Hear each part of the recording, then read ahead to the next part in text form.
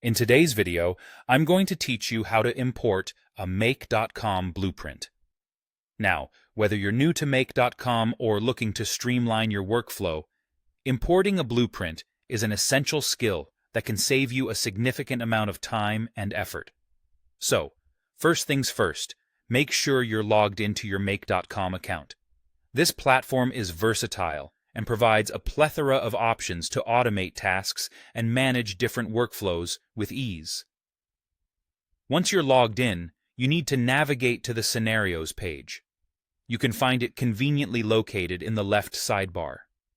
This page is your playground for automation, where you design scenarios tailored to your needs. Next, you'll need to click on Create a New Scenario. Doing this will open up a blank canvas where the magic happens. You'll see this as your workspace where you can drag and drop different modules to build out your workflow from scratch. However, our goal today is to import an existing blueprint, so you won't be starting from scratch. The blank canvas is ready and waiting for the guide we're about to introduce. Now, focus your attention on the Scenario Builder toolbar, usually positioned at the bottom of this canvas. Here, you'll find the three dots, often referred to as a More Options menu. This button opens up a range of additional commands that you can utilize within Make.com. Go ahead and click this menu, and you'll see a drop-down list appear. From this drop-down menu, find and select the Import Blueprint option. Selecting this will guide you through the process of bringing in a predefined set of instructions and configurations, also known as your blueprint.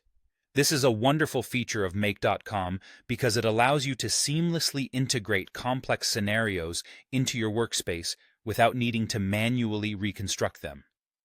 Importing blueprints is particularly beneficial for those who want to expedite the scenario building process, or perhaps bring in tried and tested workflows that others have designed.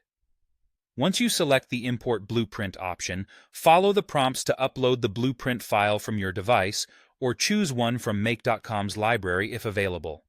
And that's it.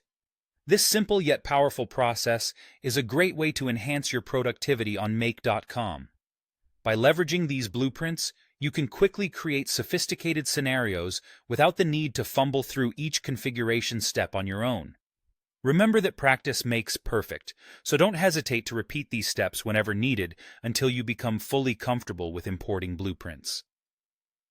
I hope this walkthrough has demystified the concept for you and that you're ready to integrate this useful skill into your Make.com workflow.